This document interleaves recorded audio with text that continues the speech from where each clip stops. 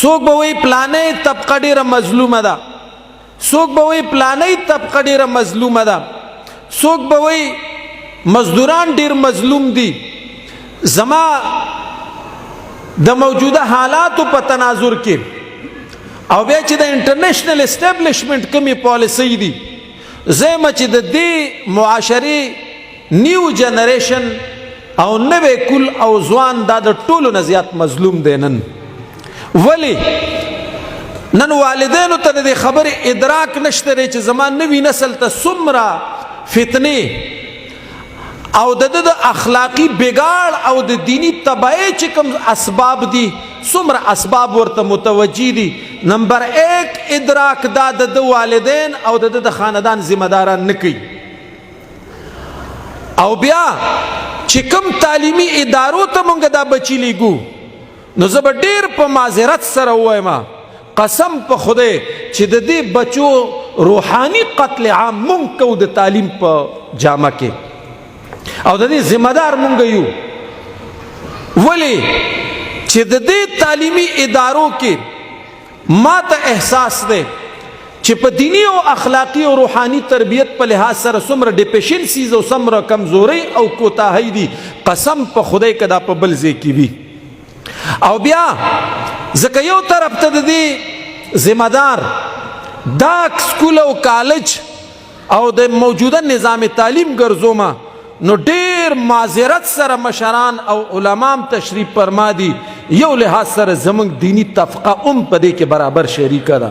ولی زمونږ د مزاج تلخی، زمونږ د مزاج هغه سختی هغې هم زمونږ نه نوی نسل لرې کړی دی. او دا د انټرنیشنل اسټیبلشمنټ پالیسی ده چې نوی نسل دا د علماو نه لرې شي، دا د صلحاو نه لرې شي، دا د اتقیاو د مشایخو نه لرې شي.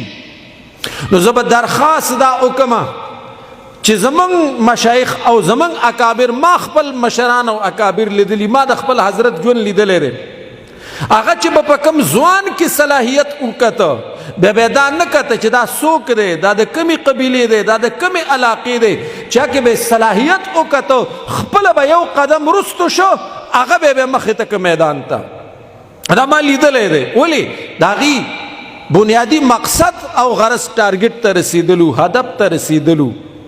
د حضرت شیخ الهند صاحب ژوند او زمونږ د اکابرو ژوند دا که تاسو وګورئ نو هغوی چې په ځوان کې صلاحیت لیدلی هغه پالش کړی دی او هغه بیا مخکې د دین او د ملت خدمت ته وقف کړی دی. نو زه به درخواست تاسو خدمت کې وکم چې نن د ټولو نه زیاته مظلومه طبقه دا زما د دې معاشرې نوی نسل دی.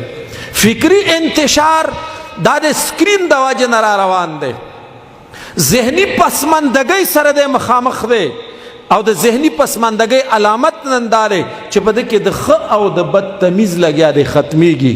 نو لہذا والدین د خپله ذمہ داري وپیژني.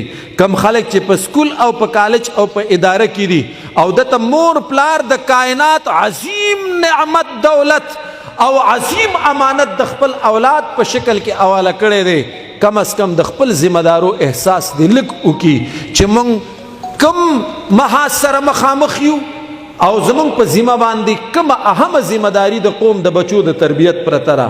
او بیا زمونږ علما طلبا مشایخ چې موږ ته د هغې په کردار او د هغې په خدماتو فخر دی. زما به د هغې خدمت کې عرضي چې دا ځوانان دا د خپل ټولو کمزورو کوتاهو سره خپل سینو ته رالنډ کړي چې دا د غیرو د تهذیب، د غیرو د کلچر او د غیرو د عادات او اطوارو خوګر ونه ګرځي. او نن ټولې پالیسۍ انټرنیشنل اسټیبلشمنټ د دې خلاف جوړوي. به هر حال زه دغه 2 خبرې ما عرض کولې